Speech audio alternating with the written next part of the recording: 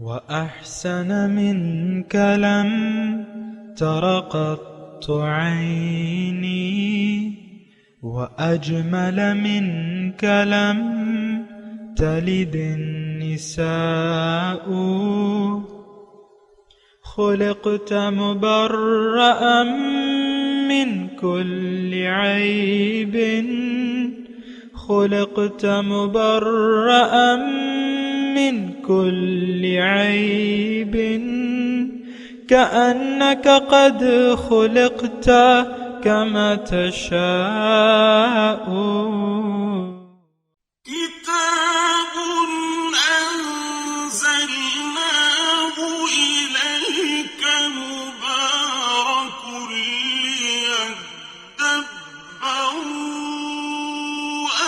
آياته وليتذكر أولو الألباب. یہ کتاب برکت والی ہے جسے ہم نے آپ کی طرف نازل فرمایا ہے تاکہ دانش مند لوگ اس کی آیتوں میں غور و فکر کریں اور نصیحت حاصل کریں. اللہم صلی علی سیدنا محمد وعلی آل سیدنا محمد بعدد کل ذرۃ مئۃ الف الف مرۃ. سامعین و ناظرین کرام، السلام علیکم ورحمۃ اللہ وبرکاتہ. سامعین کرام، سورہ قمر آیت نمبر 32. آج کا موضوع، کیا ہم قرآن پاک سے ہدایت لینے کے لیے تیار نہیں ہیں؟ اس کے ساتھ آج کے سبق کا آغاز کرتے ہیں. سب سے پہلے گزشتہ سبق کا اعادہ ہوگا.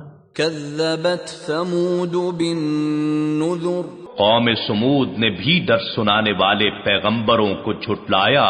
فقالوا ابشرا منا واحدا نتبعه انا اذا لفی ضلال وسعر.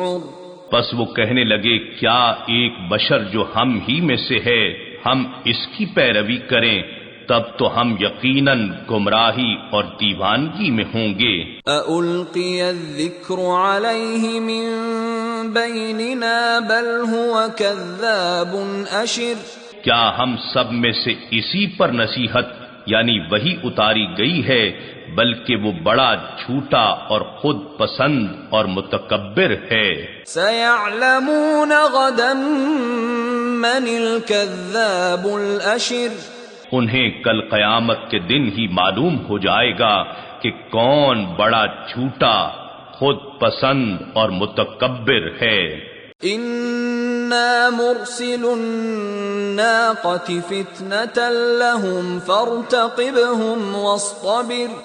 بے شک ہم ان کی آزمائش کے لیے اونٹنی بھیجنے والے ہیں، پس اے صالح ان کے انجام کا انتظار کریں اور صبر جاری رکھیں.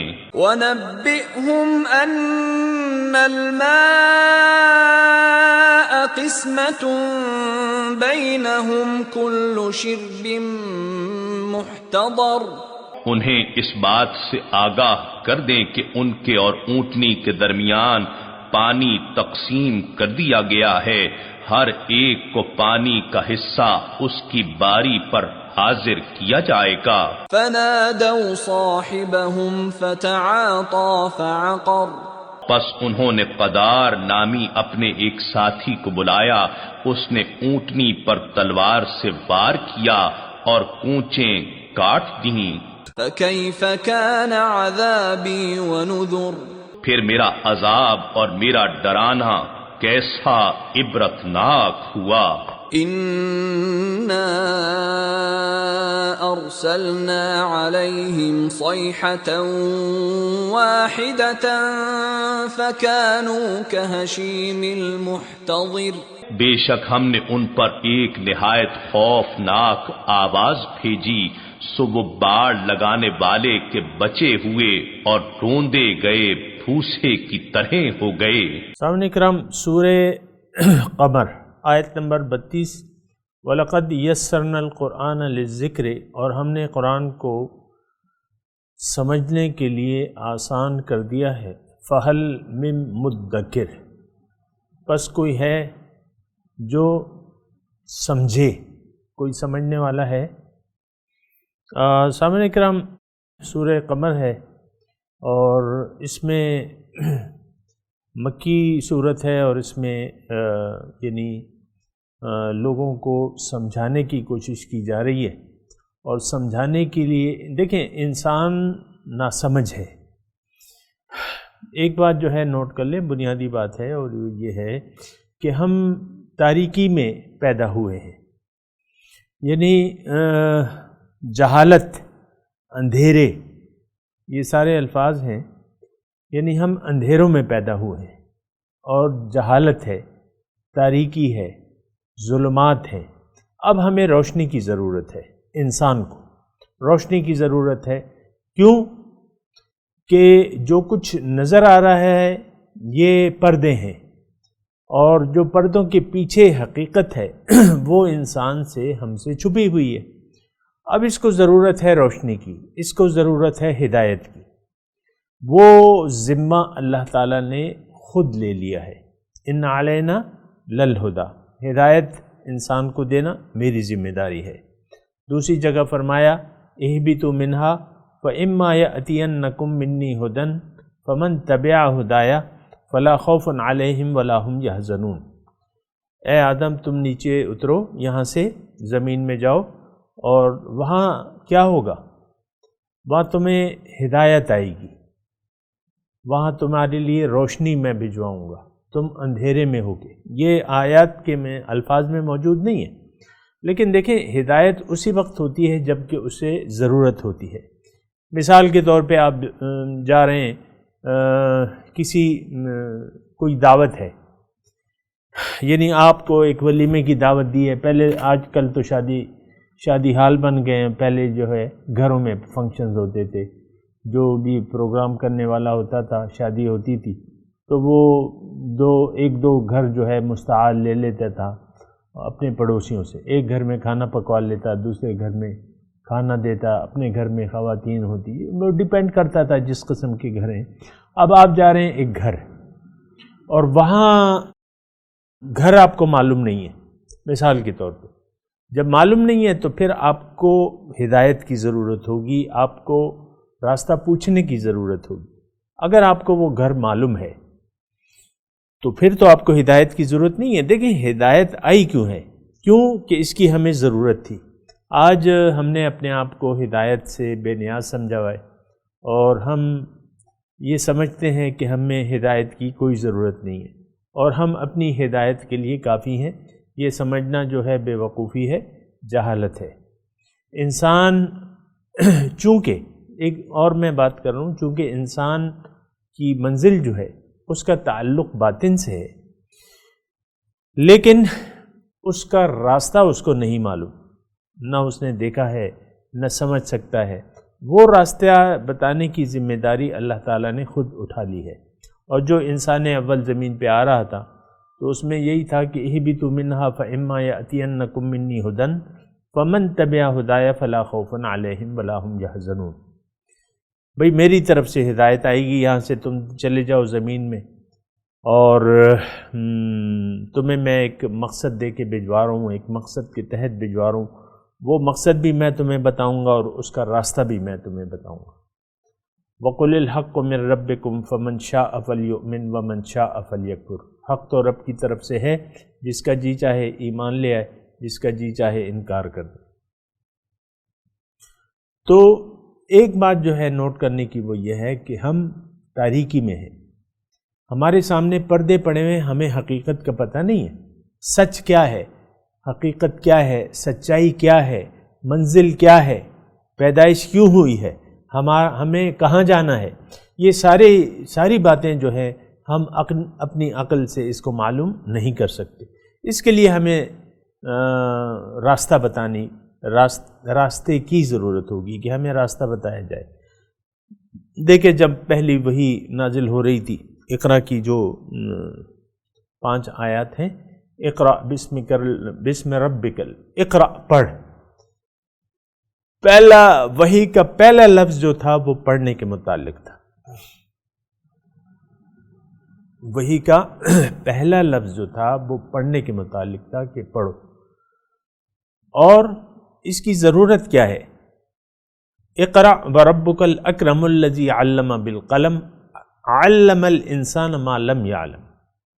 یہ وہی اس لیے آئی ہے کہ انسان کو وہ راستہ بتائے جو اسے نہیں معلوم، وہ طریقہ بتائے منزل تک پہنچنے کا جو یہ اپنے قوا سے نہیں جان سکتا. علم الانسان ما لم یعلم. تو بہرحال میں یہ سارا مضمون اس لیے کہہ رہا ہوں، اور یہ بہت اہم آیت ہے کہ ہم نے قرآن کو آسان کر دیا ہے نصیحت حاصل کرنے کے لیے. اب نصیحت کوئی ہے کہ جو اس سے نصیحت حاصل کرے؟ اور میں آپ کو یہ بات بتا رہا ہوں سامعین کرام، یہ بہت اہم آیت ہے، اور یہ جو ہمارا درس کا جو ابتدائیہ ہے اس میں بھی ہم نے یہ رکھی ہے کہ وَلَقَدْ يَسَّرْنَا الْقُرْآنَ لِلذِّكْرِ. ایک بات سامنے کرام، آخر یعنی دیکھیں ذکر یعنی سمجھنے کے لیے اللہ تعالیٰ فرما رہا ہے کہ میں نے قرآن کو آسان کر دیا ہے. اب سمجھنا کیا ہے؟ ٹھیک ہے، سمجھنا کیا ہے؟ نصیحت، کس چیز کی نصیحت؟ کیا سمجھنا ہے؟ یہ دو باتیں سامنے کرام آپ غور کریں. یسرنا القرآن للذکر فہل من مدکر، کوئی سمجھنے والا ہے؟ سمجھنے کے لیے تو آسان کر دیا میں نے. تو دیکھیں قرآن کی ایک بات جو ہے بنیادی طور پہ آپ نوٹ کر لیں کہ یہ قرآن ایک نصیحت کی کتاب ہے، سمجھنے کے لیے ہے، سمجھنے کے لیے ہے، اور اس میں نصیحت ہے. نصیحت کس بات کی ہے؟ یہ قرآن ان ھذا القرآن یہدی للتی ہی اقوم وَيُبَشِّرُ الْمُؤْمِنِينَ الَّذِينَ يَعْمَلُونَ الصَّالِحَاتِ أَنَّ لَهُمْ أَجْرًا كَبِيرًا. بہت اہم آیت ہے. اللہ تعالیٰ فرما رہے ہیں یہ قرآن تو تمہیں سیدھے راستے کی ہدایت کرتا ہے، وہ راستہ جو سب سے زیادہ سیدھا ہے. ان ھذا القرآن یہدی للتی ہی اقوم ویبشر المؤمنین الذین یعملون الصالحات ان لہم اجرا کبیرا. اس میں خوشخبری ہے، ویبشر المؤمنین الذین یعملون الصالحات ان لہم اجرا کبیرا. تو بہرحال ایک یعنی یہ بات بھی ہے سامنے کرام آپ کے نوٹ کرنے کی ہے کہ اس کی یعنی قرآن کی ضرورت ہمیں کیا ہے. قرآن کی ضرورت ہمیں کیا ہے؟ ہمیں نصیحت کی ضرورت ہے. ہمیں اپنی منزل کا پتہ نہیں ہے سامنے کرام. یہ بات ذرا نوٹ کر لیں. اصل میں اس پہ ٹائم اس لیے لے رہا ہوں کہ ایک روایتی طور پہ ہم نے درس قرآن ہم سنتے ہیں اور پھر اس کے مطالب اور مفاہیم پر نہ غور کرتے ہیں نہ کچھ اور. تو بہرحال ایسا نہیں ہونا چاہیے. اور قرآن کو سمجھنے کے لیے یعنی قرآن میں نصیحت ہے. اب نصیحت کی جب تک آپ ضرورت محسوس نہیں کریں گے تو نصیحت کو سنیں گے کیسے؟ مثال کے طور پہ میں آپ کو بتاؤں کہ ایک آدمی بیمار ہے، ایک آدمی بیمار ہے، بیماری ہے، سخت تنگ ہے، درد ہے، جسم میں درد ہے، کھانا ہضم نہیں ہو رہا اور کمزوری بڑھ گئی ہے یا مختلف علامات ہیں، دردیں ہیں، کھانا ہضم نہیں ہو رہا اور مشکلات کا زندگی مشکلات کا شکار ہے. اب ظاہر ہے کہ اب یہ ہے نا کہ اس کو علاج کی ضرورت ہے، اس کو معالج کی ضرورت ہے. اب یہ یعنی ڈاکٹر کون سا ہو، کس ڈاکٹر کے پاس جائے، کہاں جائے، کس سے نسخہ لکھوائے، کس کو یعنی اپنی تشخیص کس ڈاکٹر سے کروائے. تو یہ ایک مرحلہ ہوتا ہے. ہم یعنی ہماری عام روٹین کی زندگی میں بھی ہم ڈاکٹر کا انتخاب کرتے ہیں، پوچھتے ہیں، کیمسٹ سے پوچھ لیتے ہیں کہ بھئی یہ اچھا چلڈرن اسپیشلسٹ کون ہے یا آئی اسپیشلسٹ کون ہے، اچھا کون ہے. ہر چیز میں لوگ جو ہے مطلب یہ ہے کہ ڈھونڈ کرتے ہیں کہ اچھے سے اچھا جو ہے ہمیں ڈاکٹر ملے جو اچھی تشخیص کر دے، اچھی دوائی لکھے تاکہ ہم صحت یاب ہو جائیں. اب دیکھیں جب تک آپ اپنے آپ کو بیمار جب تک بیمار نہیں ہوں گے آپ کو ڈاکٹر کی یا دوائی کی ضرورت ہی نہیں محسوس ہوگی. مسئلہ سارا یہ ہے کہ ہم سمجھتے ہیں کہ ہم تو بیمار نہیں ہیں، ہمیں کیا ہو گیا ہے. ہر آدمی کہتا ہے کہ مجھ سے زیادہ عقل تو کوئی بھی نہیں ہے اور میں تو صحت مند ہوں اور میری عقل جو ہے وہ کامل عقل ہے اور یعنی مجھے تو کسی ہدایت کی ضرورت ہی نہیں ہے. آج جو قرآن سے ہم نے ایک یعنی جو ہمارا رشتہ ہے وہ ایسا ہی ہے کہ قرآن میں نصیحت تو ہے لیکن ہم اپنے آپ کو نصیحت کا محتاج نہیں سمجھتے. اس بات پہ آپ غور کریں نا، ہر آدمی تقریباً یہ سمجھتا ہے کہ میں کامل ہوں، اکمل ہوں، میری عقل پوری ہے، اور یعنی میں اپنا جو تجربہ ہے وہ بیان کر رہا ہوں. اب میں اپنی مثال دیتا ہوں. میں اپنے بڑوں کی تو میں مثال نہیں دیتا، میں اپنی مثال دیتا ہوں آپ کو. میں جب تھا یعنی ٹین ایج میں تھا، میرے خیال سے کہ 8ویں، تو 8 اور 5 13 سال کا. جب میں 13 سال کا تھا تو میں یا 13 یا 12 سال کا تھا، تو میں سمجھتا تھا کہ بس یہ سب لوگ جو ہیں جو میرے بڑے ہیں وہ نہیں سمجھتے، نہ میری امی سمجھتی ہیں نہ میرے والد سمجھتے ہیں، بس میں عقل کا پورا ہوں. میں اپنی آپ کو بات بتا رہا ہوں، میں عقل کا پورا ہوں اور میں صحیح ہوں. اسی طرح ہر انسان جو ہے، یہ انسانی جو ہے آپ دیکھیں نا، یعنی اس کے جو اخلاق رذیلہ ہیں، عجب، خود پسندی، یہ ایک اس کا وہ ہے مرض.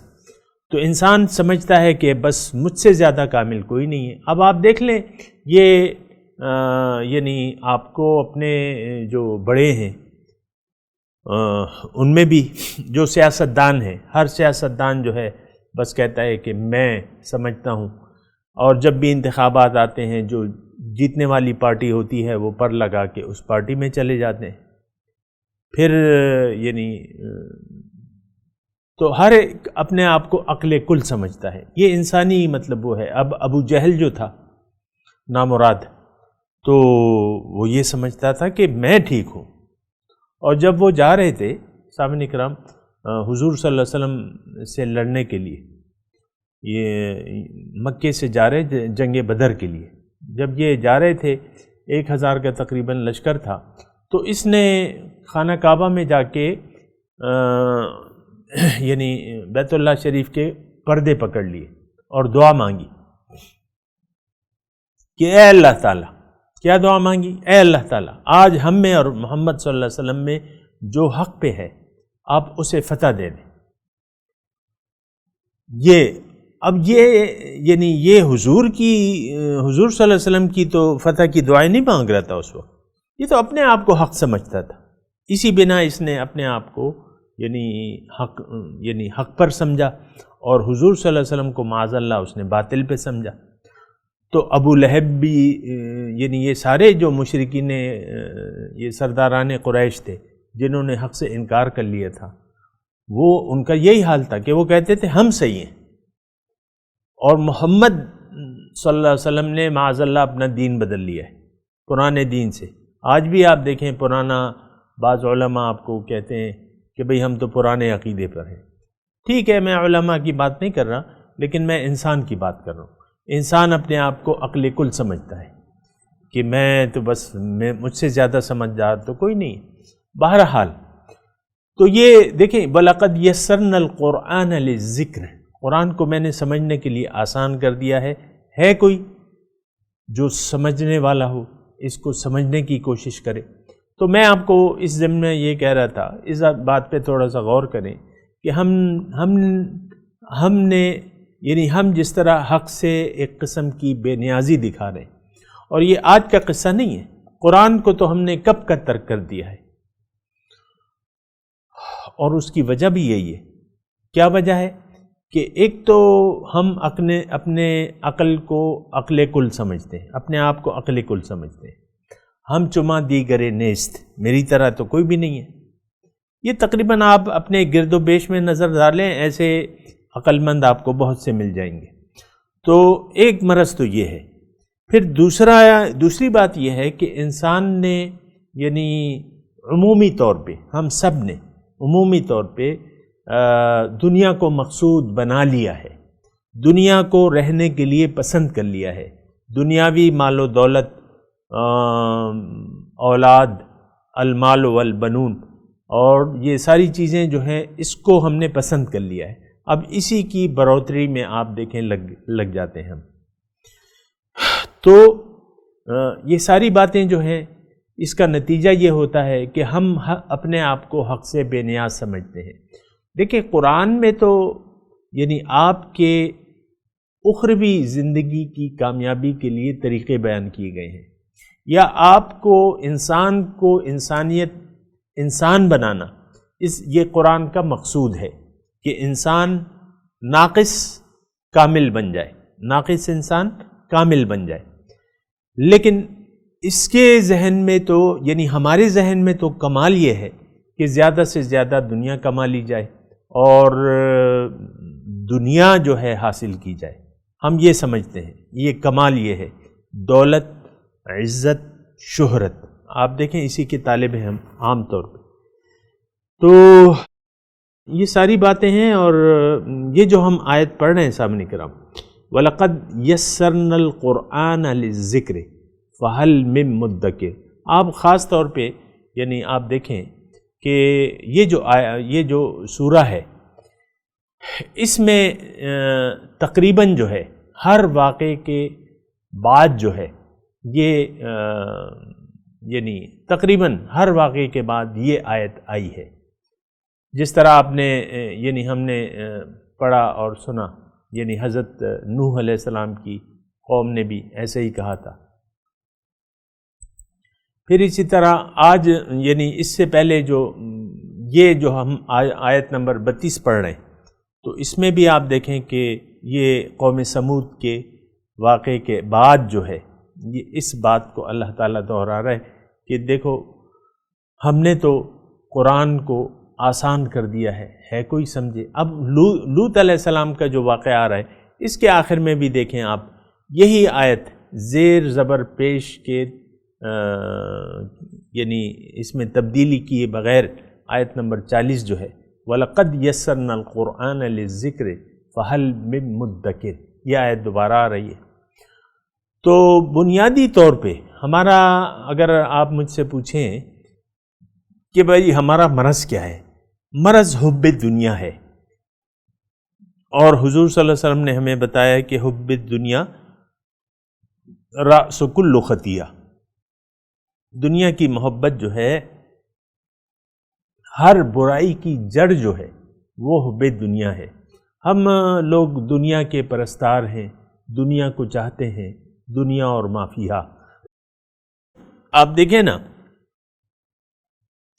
آپ اپنا بچپن دیکھ لیں، یعنی انسان جب بچہ ہوتا ہے تو وہ بس کھیل کھلواڑ میں لگا رہتا ہے۔ یہ 4 سال کا بچہ، 5 سال کا بچہ، کھلونوں، بہت بڑی مارکیٹ ہے کھلونوں کی، تو کھلونوں سے وہ دل کو بہلاتا رہتا ہے، کوئی نت نئے کھلونے یعنی کھیل جو ہیں اس کو سوچتے رہتے ہیں، وہ کرتا رہتا ہے۔ آپ دیکھیں نا ماشاءاللہ ہمارا گھرانہ بھی بچوں والا ہے، بچوں سے بھرا ہوا ہے، اور ہر عمر کے بچے اس میں موجود ہیں۔ تو یہ یعنی آپ کا تجربہ لازماً ہوا ہوگا۔ بچے جو ہیں وہ اپنے آپ کو یہ کھیل کود میں مشغول رکھتے ہیں، پھر وہ بادل ناخواستہ جو ہے ان کی پڑھائی شروع ہو جاتی ہے، آہستہ آہستہ وہ پڑھنے بھی لگتے ہیں، تو کھیلتے بھی رہتے ہیں، پڑھتے بھی رہتے ہیں، اور بس وہاں اسکول میں جا کے بھی وہ اپنے لیے دوست بنا لیتے ہیں، چاہے جس عمر کے بھی ہو۔ 5 سال کا بچہ ہوگا، اس کا اپنا ایک حلقہ احباب ہوگا۔ اسی طرح میں آپ کو وہ مختلف زندگی کے مدارج بتا رہا ہوں۔ پھر انسان 10 جماعت پاس کر لیا، اس میں بھی وہ یعنی کھیلتا رہا، غیر نصابی سرگرمیاں آپ کہتے ہیں اسے، کھیل کود غیر اور نمبر بھی لکھے ہوئے ہیں، یعنی اسکولوں نے غیر نصابی سرگرمیاں یا کھیل ہے، کھلاڑی کے الگ نمبر ہے کہ وہ کھیل۔ تو اسی طرح پھر آپ دیکھیں جب تعلیم حاصل کر لیتے ہیں انسان جو ہے، تعلیم حاصل کرتا ہے یا کاروبار یا نوکری، کچھ نہ کچھ اپنا روٹی کا بندوبست کر لیتا ہے، اور یعنی آخرت سے بے فکر ہو کے ہم زندگی گزار رہے ہیں، اپنے مقصود سے اور آخرت کی کامیابی سے بے نیاز ہو کے انسان زندگی گزار رہا ہے اور گزارتا رہتا ہے۔ اس میں اب کیا ہوتا ہے کہ شادی ہو جاتی ہے، پھر گھر جو ہے تنگ ہو جاتا ہے، یہ کہتا ہے میں نے اپنا فیملی کے لیے اپنا گھر بنانا ہے، اب وہ گھر بنانے کے لیے پیسے جمع کرنا، یہ وہ تو وہ گھر بھی بن جاتا ہے، وہ چلا جاتا ہے، پھر گھر کے اپنے مسائل ہوتے ہیں ہمارے، یعنی جو جاننے والے ہیں یا وہ ہے کہ آپ جب ایک جوائنٹ فیملی میں رہتے ہیں تو آپ کی ذمہ داریاں جو ہیں وہ بانٹ لیتے ہیں لوگ، لیکن جب اکیلے آپ جاتے ہیں، اکیلے گھر میں جاتے ہیں تو ظاہر ہے کہ سارے کام آپ کو خود نپٹانے ہوئے، تو اس کی مصروفیات الگ ہو جاتی ہیں۔ تو بہرحال یہ اسی طرح وہ بچے، فیملی، بچے، مکان، کاروبار، اس میں انسان اپنی زندگی گزارتا رہتا ہے، اور یہ سارا وقت جو ہے وہ حق سے بے نیاز ہو کے گزارتا ہے۔ حق اس کی منزل نہیں ہوتا، دنیا اس کی، ظاہر اس کی منزل ہوتی ہے، اور ظاہر کے پیچھے چلتے چلتے جو ہے وہ قبر کی گود میں جا کے چلا جاتا ہے، یعنی مر جاتا ہے پھر۔ تو یہ کیا زندگی ہے؟ میں آپ کو یہی کہہ رہا ہوں نا کہ بنا کسی حقیقی مقصد کے جینا تو کوئی جینا نہیں ہے۔ یہ تو جانوروں کی سی زندگی ہے قرآن کے مطابق، اولئک کالانعام بل ہم اضل سبیلا، ان کی مثال جو ہے وہ جانوروں کی سی ہے، بلکہ اس سے بھی گئے گزرے ہیں، کیونکہ ہر جانور کا ایک مقصد حیات ہے اور وہ اپنے مقصد کو پورا کر کے جو ہے وہ مرتا ہے۔ بکری ہے، گائے ہے، بیل ہے، بکری ہے، اونٹ ہے۔ گائے کو آپ نے بار برداری کے لیے بھی استعمال کیا، آپ نے اس کا دودھ بھی استعمال کر لیا، دودھ سے جو چیزیں آپ بناتے ہیں، مکھن ہے، لسی ہے، گھی ہے، آپ یہ سب استعمال کرتے رہتے۔ اچھا، پھر جب گائے یا تو نوجوانی میں اس کو کاٹ پیٹ کے آپ کھا پی لیتے ہیں، یا جو ہے عمر رسیدہ ہو جاتی ہے، پھر آپ قصائی کو دیتے ہیں، وہ کاٹ کے یعنی اس کا گوشت جو ہے اس کا تیا پانچا کر لیتا ہے، تو وہ تو اپنے مقصود کو پا گئی۔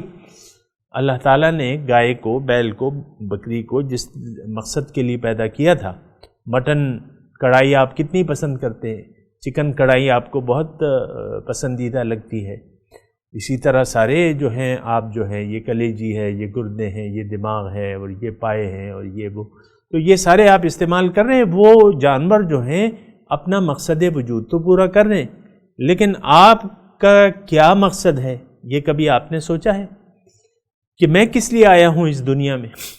گائے کو تو اللہ تعالیٰ نے انسان کے لیے پیدا کیا ہے، انسان کیوں پیدا کیا گیا ہے؟ اور یہ بات جب ہم سوچتے ہیں تو بات یہ ہے، یعنی ہمارے سامنے یہ بات آتی ہے کہ انسان کا کوئی دنیاوی مقصود نہیں ہے، یعنی اس کا مقصد دنیا میں نظر نہیں آ رہا، کوئی چیز اس کے یعنی مرنے کے بعد بھی یہ کسی کام کا نہیں ہے، اس کا جسم مثال کے طور پہ عرض کرو، اور زندگی مطلب اس کے ہاتھ بھی کچھ نہیں آتا، ہزاروں لاکھوں کروڑوں اس نے کما لیے، موت کے وقت سب کچھ وہ چھوڑ کے چلا جاتا ہے۔ تو یہ ساری زندگی اسی طرح فضول کھیل کود میں، اللہ تعالیٰ نے کہا ہے اسے مل حیات الدنیا الا لہو و لعب، دنیا کی زندگی تو لہو و لعب ہے، اگر حق نہ ہو، اگر حق آپ کی منزل نہ ہو تو یہ سارا کھیل کود ہے۔ بہرحال اللہ تعالیٰ یہاں فرما رہا ہے کہ وَلَقَدْ يَسَّرْنَا الْقُرْآنَ لِلذِّكْرِ، اے انسان تمہیں نصیحت کی ضرورت ہے، قرآن میں نصیحت ہے، اور اس کو میں نے نصیحت حاصل کرنے کے لیے آسان کر دیا ہے۔ فَهَلْ مِن مُدَّكِرٍ، تو ہے کوئی کہ اس کو کوئی سمجھے اور اس سے ہدایت حاصل کرے، ہدایت کی روشنی حاصل کرے۔ بہرحال سامعین کرام، میں تلاوت کرتا ہوں، میرے ساتھ دہرائیے۔ اعوذ باللہ من الشیطان الرجیم، بسم اللہ الرحمن الرحیم۔ وَلَقَدْ يَسَّرْنَا الْقُرْآنَ لِلذِّكْرِ فَهَلْ مِن مُدَّكِرٍ۔ جی ترجمہ سنا دیں۔ وَلَقَدْ يَسَّرْنَا الْقُرْآنَ لِلذِّكْرِ،